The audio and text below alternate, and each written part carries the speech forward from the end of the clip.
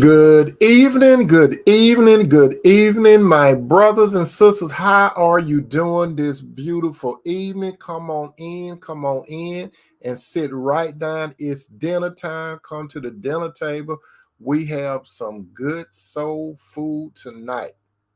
You're going to enjoy this feast. I hope that you're ready to receive it. I had a very, very good day cooking this up, my brother and sister, and I hope that you're going to enjoy what's on the menu. If this is your first time looking at this particular broadcast, or if this is your first time at the dinner table, allow me to introduce myself. My name is Tony M Toomer, and I speak on relationships. When I talk about relationships, my brother and sister, I talk about relationships pertaining to that of a man and a woman that has God as a vital part of the relationship. Now, my brother and sister, it's very important and it's very imperative that when it comes to a relationship, you should jump over three particular types of hurdles. The first hurdle you should jump over is the hurdle of being serious about that man or woman. The second hurdle that you should jump over is not only being serious, but being committed. When I say committed, I mean that man and woman should have a verbal uh, confirmation that you are serious about him or her. So you won't be assuming, you would really know. And from being serious to committed, it should move towards the covenant part of the relationship. How you doing, sister? I hope that I pronounced this right. Arian, the artist, I hope that I pronounced it, but thank you, sister, for coming in. By the way, my brother and sister, I would like to tell you, if you are at the dinner table right now, I'm talking on two different platforms. I'm talking on the tube and I'm talking on the book. If you're on the book, I may make a comment to someone on the tube. You may not see it, and vice versa. Those of you on the tube, I might make a comment to someone on the book and you may not see it. But guess what? We are all family here tonight. And I appreciate this, sister. Okay, thank you, sister. So I got your name correct. Thank you. So come on in, brothers. Come on in, sister. We got something good on the dinner table tonight. You're going to enjoy this soul food. I guarantee you're going to enjoy it. By the way, if you want to, you can invite some more family members and friends. We got plenty of seats at the dinner table, and we got plenty of soul food. My position, my brother and sister, when it comes to relationships, I believe strongly that God had a unique relationship with the man Adam first. Secondly, he had a unique relationship with the woman Eve. Thirdly, God represented the woman Eve to Adam, and Adam said, in the presence of God, bone of my bone, flesh of my flesh, I shall call a woman because she came from man. That's the position I come from. Now, if you believe in another type of relationship, my brothers and sisters, we're talking to some guests. If you have another type of relationship, I encourage you to sit down at the dinner table so you can see what I'm somewhat talking about. But you got what is called a free will. You can do whatever you choose to do, but I come from a position, a biblical position. When you look in the book of Genesis, that's where I come from. How you doing, Sister Teresa Thomas? Welcome to the dinner table. With that said, we're about to get into tonight's menu, and I hope that you all are ready for this treat tonight. What we're going to talk about on the menu, we're going to talk about your relationship won't be easy, but it can work. Now, my brother and sister, there isn't one relationship that's in existence that will not have up and downs, have some storms and changes of season. Remember this. When it comes to relationship, there's no joke about relationships. If you're going into a relationship, you can't fool yourself. A relationship and no fantasy. You're going to have some up and downs. For sure, you're going to have some up and downs. You're going to have some storms. But you see, the thing about storms, you go into a storm, you're in a storm, or you're coming out. And after that, there's a change of seasons in a relationship. So a relationship, there's no fantasy. How you doing, sister Shannon? How you doing? I hope that you enjoy yourself at the dinner table tonight. Thank you for coming. Now, but I'm here to tell you, my brother and sister, your relationship can actually be rewarding and it can be successful if you decide just to give me your ear and listen to me, and I will expound some things to you, not explain, but I will expound some things to you tonight at the dinner table. With that said, there are 7 points I would like to make tonight, and really, really listen and take this to heart, my brother and sister, because this will help you as far as having a successful relationship, no matter what the storms are, no matter what the seasons are, and no matter what the up and downs. Number 1, and this is crucial, this is the foundation of any relationship. Both the man and the woman must decide separately and collectively to include God in the relationship. If you do not include God in the relationship, how you doing, Sister William? If you do not include God in the relationship, my brother and sister, relationships are already difficult anyway. But if you have God in a relationship, check it out, ship. So you need a captain of your ship, and the best captain is Jesus Christ himself. Now, as you know, my brother and sister, Jesus knows what it's like to be in the storm. Jesus know what it's like to walk on water during the storm. Jesus know what it's like to be asleep at the bottom in storm. But Jesus is the one that say, peace be still. So my brother and sister, when it comes to a relationship, the Lord can say, peace be still, even in the midst of the storms. So the crucial thing is, my brother and sister, do not take your eyes off the Lord, just like Peter did. When Peter was walking on water, it was rain, it was storms and all kinds of things. But what did he do? He took his eyes off the Lord. So my brother and sister, when it comes to a relationship, do not take your eyes off the Lord. Because guess what? If you, brother, and you, sister, if you are in a relationship and God calls you, brother, to find that woman, and sister, if God calls that man to find you, and you know within your spirit and that you're supposed to be together, because God is the only one that brings a man and a woman together. Majority of the relationship that you see, my brother and sister, the world put themselves together.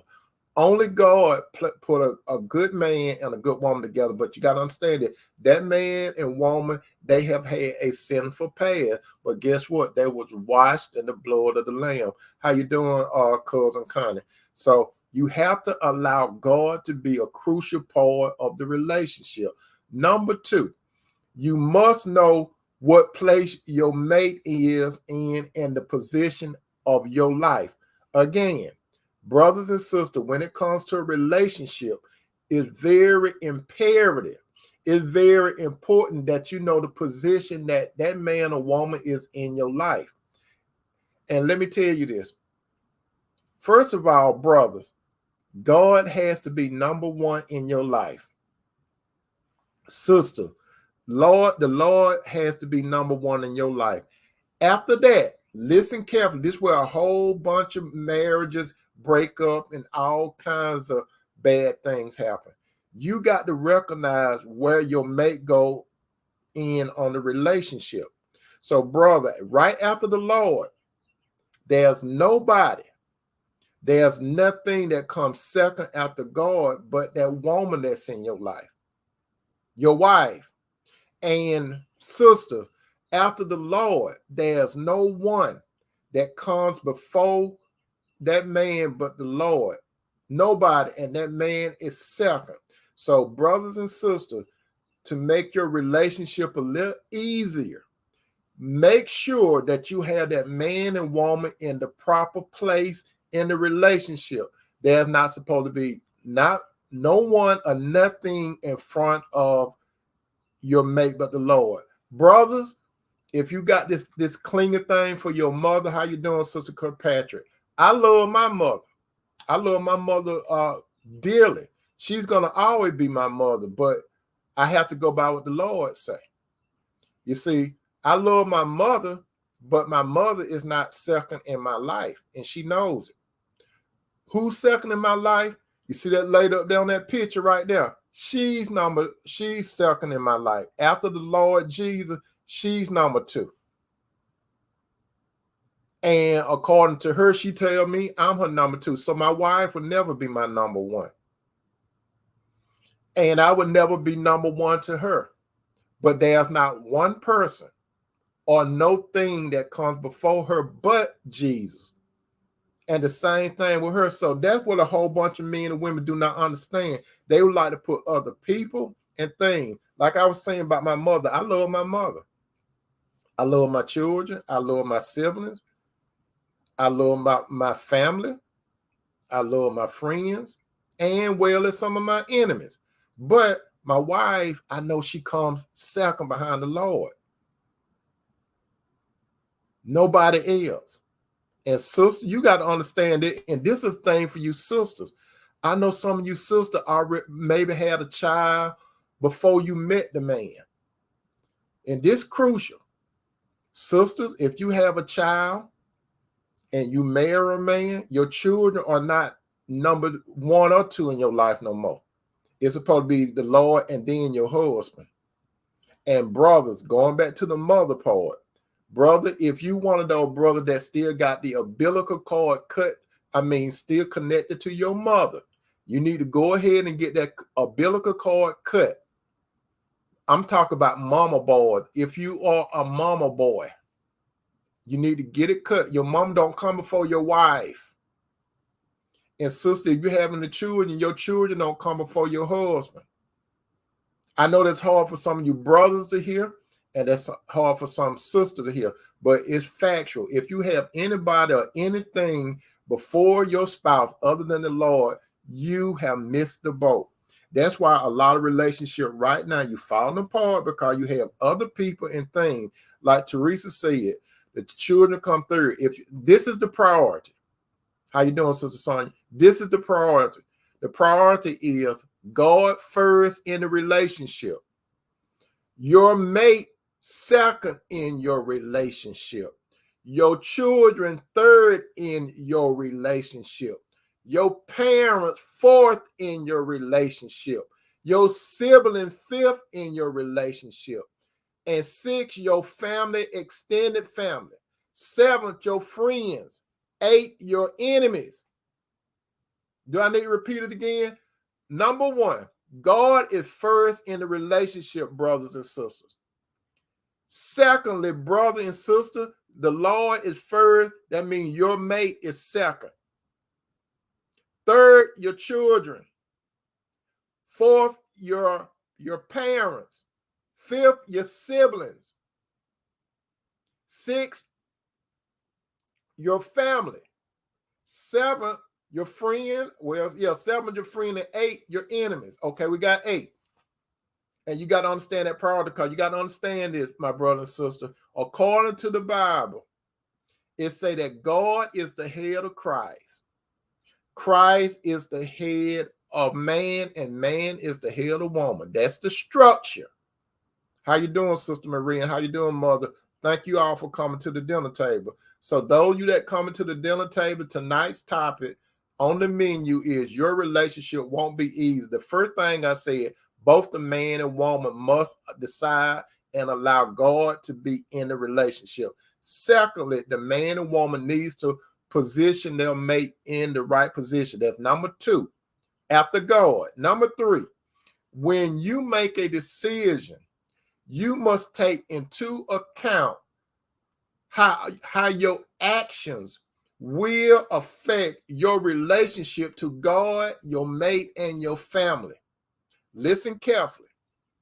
When it comes to making a decision, brother, when it comes to making a decision, sister, you have to take into account how your actions and or your words will affect your relationship first with God, then your mate, and after that, your family. Every decision Because there's a thing that's called cause and effect. Whatever you do, brothers and sisters, it's going to affect God first anyway. You may think it's going to affect your mate or your family friend. Everything we do, it affect God first. So when we do things, my brother and sister, we got to think, how is this going to hurt God? Will this cause God hard to hurt? Will this cause God to grieve? Secondly, how would my mate take this? Will it hurt my mate? Will it cause my mate to grieve? Will this affect my family? Everything that we do, my brother and sister, it affects someone. It's nothing that we do that doesn't affect anyone. You may think that you could do something and it doesn't affect someone. Everything you do is going to affect someone. So when it comes to relationship, we already know that they're not easy. So make wise decisions. That's why, brother and sister, before you even get in a relationship, you need to pray to God for wisdom. You need to pray to God for knowledge.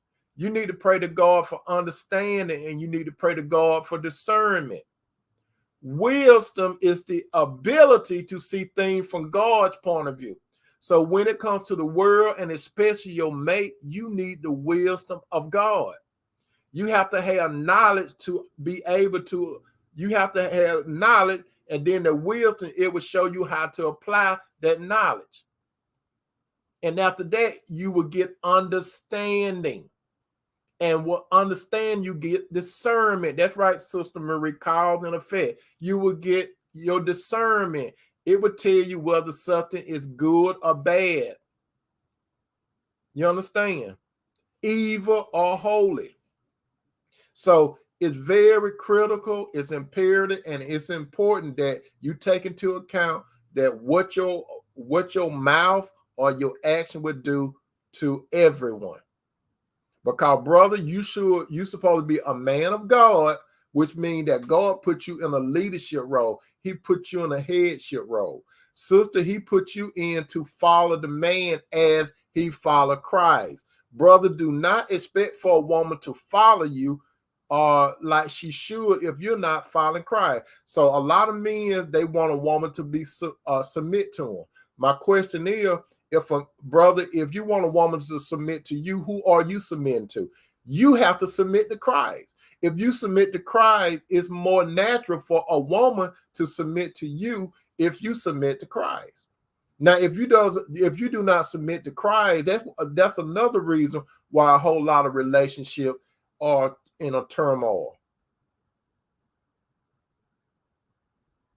Next, after that, you must make quality time together. It's very vital that you have quality time together. There's no excuse for quality time. You can't say that you overwork. You can't use that. You can't say that you busy. Don't you know, my brother and sister, a relationship with God is full time? Do you not realize, my brother and sister, that when you are in a serious, committed, and covenant relationship with a man or woman, do you not know that it's full time? You don't get no breaks with your relationship with God. You don't get no breaks when you are in a serious, committed, and covenant relationship. You don't get no breaks. You could get a rest, but you can't get you don't have no off time. So if you 100% with God, you got to give God that quality time. That right, cause the kind of quality time is key to any relationship. You got to give God that quality time. Your mate got to understand that. You got to, brother and sister, you got to pull yourself away from everybody and give God some time daily. Quality time daily. Yes, the Lord run the whole universe, but if you want to spend quality time with the Lord, he got time for you. The Lord is one person that do not come up with no excuses about spending quality time. So, brother and sister, you should have in your mind, you're supposed to come as close to how God does things as possible. So, brother, if you are in a serious, committed, covenant relationship, sister, if you in a serious committed covenant relationship, you don't have no excuse about quality time. You have to make quality time, not just on holiday, not just on weekend, not on special day. If you're in a full-time relationship, you got to be conscious of that quality time. And let me tell you that it goes back to the point number 2 when I said you must know the place your mate is positioned. After God, remember the quality time. You give God some quality time, with no one. No one. But when you have quality time with your mate, it's you, your mate, and God. You see, you got to still bring God in it. You got to bring God in it. So you have to have quality time with God solo. Second, you have to have quality time with your mate and God together. You see, God makes your relationship go. God is the one that created you, brother. God is the one that created you, sister. You do not know how to love your mate like your mate need to be loved. You did not come in the world with no manual or instruction. That's why you have to have a relationship with God. You got to pray to God. You got to read God's word, brother, so you can see how to love that woman. Sister, you got to read the word of God so you can know how to love and respect that man. And brother, you got to respect her too. You see, brother, when you have a relationship with the Lord and you spend quality time with the Lord, I'll give you an example. I'm going to give you an example. When Moses went up on the top of the mountain to get the 10 Commandments, let me tell you what happened. When Moses went up there, the people of Israel, they knew he was with God, but they did not know how he was going to look when they seen Moses go up the mountain looking one way. But when Moses came down from the mountain, his countenance had changed. What do I mean by his countenance? His appearance had changed. Moses' hair was another color. His face shined. They were scared of Moses. Moses did not know that. Moses didn't know his hair had changed colors. Moses didn't know his face was shining. He didn't know it. But the people, they seen that he had been with the Lord. They seen it outwardly. And that's how your mates should know when you have special time with the Lord, my brother and sister. Brother, your wife should know that you are the one that you engaged to, get married to. She should know that you had quality time with the Lord. She should be able to see that glow coming from on the inside of you. And brother, when you look at her after she spent time with God, you should see the Spirit illuminating out of her. Do you follow? So it's God. Then when you both together, my brother and sister, you both are lights. You, brother, have the light. She have the light. You both together, you have a big light. You got a big aura around you.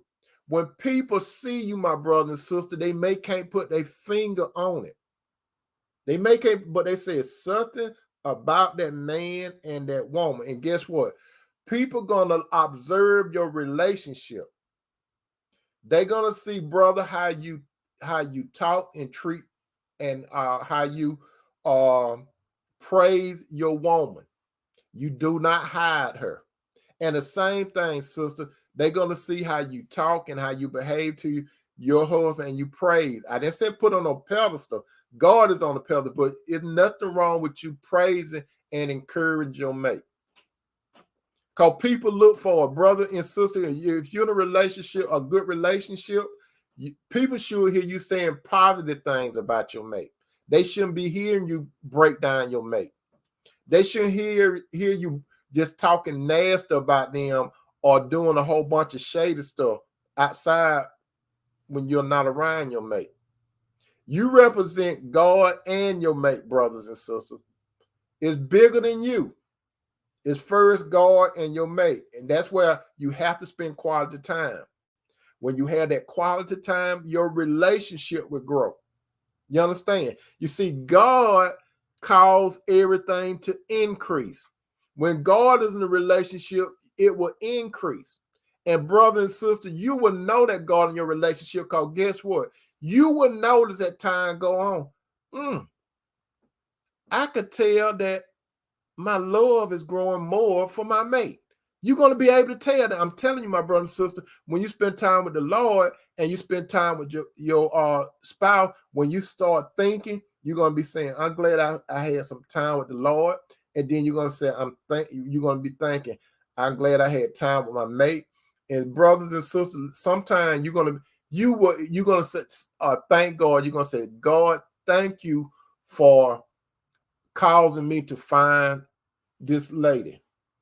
And sister, you're going to say sometimes, thank you, Lord, for causing him to find me. You're going to give praise to God. You're going to thank God. And then you know what you're going to tell your mate. You're going to say, thank God for bringing you into my life. That's what quality time will do. 5, you must sacrifice to God, your mate, and your family. You're going to have to sacrifice some things. Because you see, brother and sister, your thought process is supposed to be me. It does not supposed to be me, myself, and I. It's supposed to be we, us, and our. So you're going to have to sacrifice some things to please God. That means you can't be me, myself, and I. You got to sacrifice some things for your mate. You can't be me, myself, and I. You got to sacrifice some things for your family. You cannot be me, myself, and I. So when you have a relationship with God, your mate, and your family, the vocabulary of me, myself, and I, you got to bear it.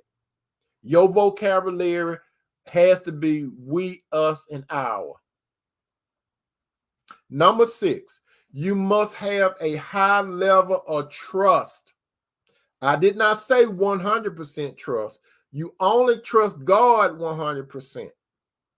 You understand? You only trust God 100% because, brother, she is a woman. She can fall.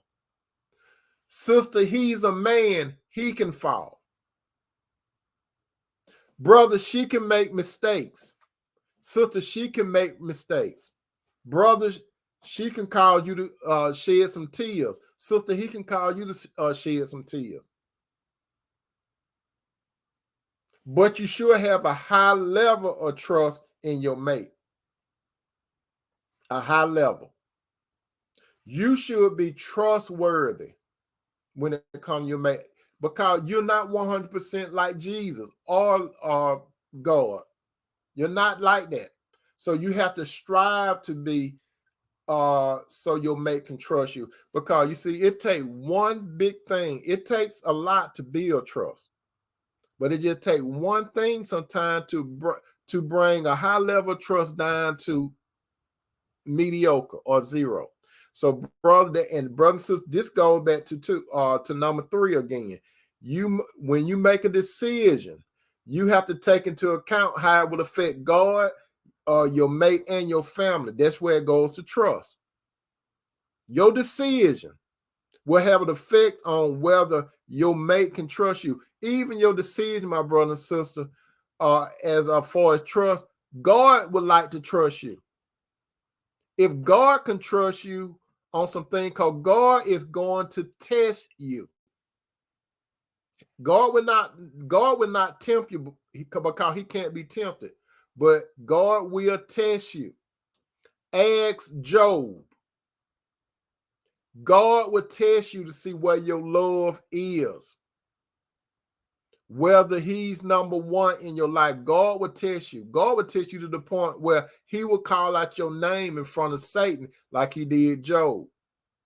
So God will test you. He tests Abraham. You remember how he tests Abraham? He told Abraham to sacrifice his son Isaac, because God knew that Abraham loved his son Isaac. But it really wasn't no test for God. It was a test for Abraham. You see, Abraham had to be willing to sacrifice his son that he dearly loved for God. And he passed the test. God would test you, my brother and sister, to see whether you love your mate more than you love him. Are you willing to sacrifice your mate? I'm not saying kill your mate. Now, I'm not saying that. I'm talking about time. You have to sacrifice your time for God and sacrifice other things for God. Anything that's going to bring God glory, you have to sacrifice. If your mate trying to encourage you to do things that's going to violate your relationship with God, you got to override it. For example, if your mate say, try some cocaine. Just an example now. If your mate said, try some of that cocaine, would God want you to take that cocaine? No, he would not. So you have to sacrifice, even though you love your mate, you're going to say, no, I can't do that. Because you see, your first love is God. I know that sounds a little extreme, but your first relationship with God got to be able to trust you. And then if God can trust you, your mate will be able to trust you. But beware, never trust your mate 100%. But you can have a high level of trust. Why am I telling you all not to trust your mate 100%? But you can have a high level of trust. It goes to the final point. You must learn to forgive.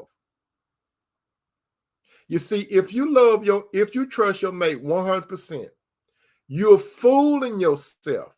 What do I mean by you fooling yourself? You fooling yourself. You putting your mate equal to God. When your mate is a human. So Teresa, that is some key word when he said, I'm putting some things together, me, myself, and I. That's right. That's selfish, Sister Teresa. But back to forgiveness. Brothers and sisters, do you not realize it's hard to forgive? It's hard for you to forgive in your flesh. You see, if you are a follower of Christ, even a Christian sometimes may think about holding something against his or her mate. Forgiveness, my brother and sister, has to be learned. You do not come in this world with a forgiving heart. No one coming to this world with a forgiving heart. You want me to tell you a sign of maturity when you forgive your mate? When you don't bring up what he or she did from the past. That's a true sign of maturity. When you do not bring up what your mate did in the past against you. My question is this, my brother and sister. How many times have you did something against God? Another question. From this point on up until Friday, today is Tuesday. Do you think that you're going to be 100% without any sin? I mean in thought as well as deed. Can you go between Tuesday and Thursday without sinning? I mean, between Tuesday and Friday, can you go that many days without sinning? Now, you could strive to not sin. My cousin said, I forgive for me, not other, because I don't want to carry any burden weight on my spirit down. Let me tell you this. Thank you, cousin. Let me tell you this, my brother and sister. When it comes to forgiveness, actually, we can't hold nothing against anyone. But we're condensing it down to our mate. Brother and sister, you cannot hold nothing against your mate. You know why? Because if you hold something against your mate, you are tying God's hand up from forgiving you. If you can't forgive your mate, when you talk about everybody, we talk about your mate. If you can't forgive your mate, it just take your mate. God cannot freely forgive you. You're holding God's hand up. Peter asked Jesus, how many times shall I forgive my brother? You know what Jesus said? Jesus said 70 times 7. Now, I got a calculator here, and I'm going to turn it on. 70 times 7 equals 490. So Jesus told Peter, you supposed to forgive your brother 70 times 7, which comes to 490. Jesus was not actually saying, Peter, count to 490, and that's how many times. And after if you get 491, that's it. No, Jesus was using that as an illustration that you got to continue to forgive. Because, brother and sister, you going to do something against the Lord. Before you die or Jesus come back, you're going to think something wrong. You're going to do something wrong. And you want the Lord to forgive you, right? So if you want the Lord to forgive you and not bring up nothing on you, you got to do the same thing for your mate. You got to forgive. If you can't forgive your mate, you are very immature. You don't want the Lord bringing up dead stuff on you, what you did in the past, do you? No, that was washing the blood. Now, there are some people out there that will say, I'm not God. No, you're not God. But God command to forgive. It's a commandment. If you can't forgive the Lord, you holding the Lord up, he can't forgive you. You decide how you want to do it. You got to decide how you want to do it. So back to what's on the menu, your relationship won't be easy, but it can work. My brother and sister, believe me. Believe me. No matter what you did in the past with those other relationships, but when God placed you with the right person, because you could have made some foolish mental errors in the past. I'm one that have made some foolish mental errors in the past with some women. And I don't blame none of those women for my mess up. I blame me because you know why I blame myself? Because I made a decision. That's why things messed up for me in the past. I made a decision. I rebelled against God. I can't blame no woman in my past for what I went through. It was a learning lesson. And not only that, some of that was some painful lessons. And I did it because I was trying to do it my way. But when I started doing it God's way, it got better when it came to a relationship, my brother and sister. So you got to understand, any relationship you get in, at the initial part of the relationship, that man or that woman going to show you their best self. Like you, my brother, you, my sister, when you first, I'm talking primarily to you single brother, single sister, when you first meet someone, you're going to have on your best mask. And that man or woman going to have on their best mask. But when you start relaxing and that person start relaxing, you're going to see some stuff that you might scratch your head about. And guess what? Your mate going to do some thing where he or she scratch his or her head. Let me tell you this. I asked my wife one time on a show a while back, when she was on one of my shows a while back, I said, Tequessa, that's her name, but you all don't know her real name, Tequessa, but you all know her as Cinderella. I said, when did you discover that I was not perfect? You know what Cinderella said? I discovered that you were not perfect on the first date.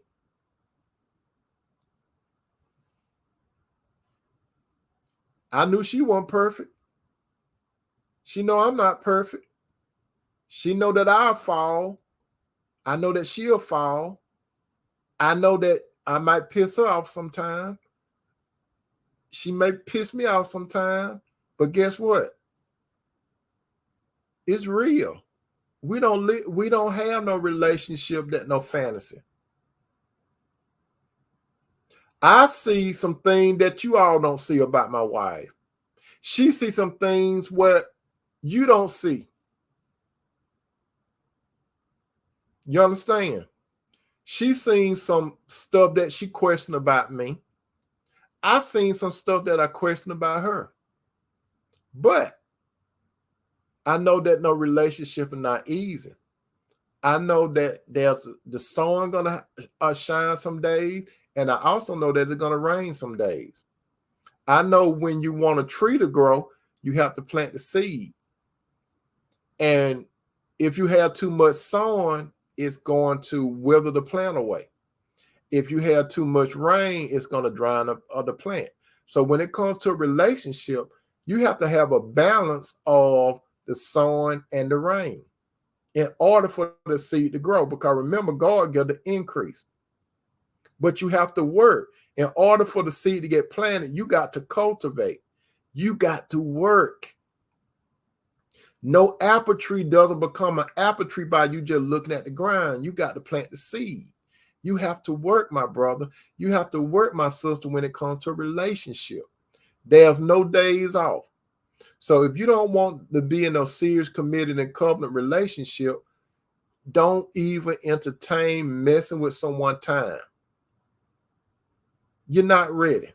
A relationship is for a man and woman that believe in God through his son, Jesus Christ, and that man and woman foundation is Christ in a relationship. They build their relationship on the rock, not on sand. And my brother and sister, I hope that you enjoyed this meal tonight. I love you, brothers. I love you, sister. Those of you that are on the book, if you would like to make a comment and share with other family members and friends. Those of you that are on the tube, you can if this is your first time, you could hit that hit that notification when you come in, and more importantly, hit that subscribe button and make your comments too and share. And guess what? You could take some of this food with you. Go ahead and put it on that carrot plate and just go ahead and take it on. As usual, I'm going to clean up the dinner table. I'm going to clean it up, my brother. I'm going to clean it up, my sister. I love you too, Connie Corzo. I love all you, brother. I love all you, sister. You all have a good night, and I hope that you all enjoyed the meal. And Lord willing, we can meet at the dinner table tomorrow, okay? Peace out.